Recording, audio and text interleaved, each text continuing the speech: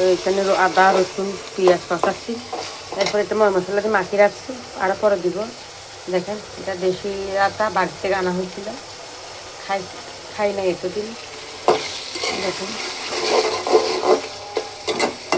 এখানে মাছ এগুলো রান্না করব, মাছ এগুলো ভাজি করবো। এখানে লুচ্চা মাছ আছে, দেখেন ইয়া মাছ, সচ্চা মাছ, কুয়া মাছ বোনা করবো।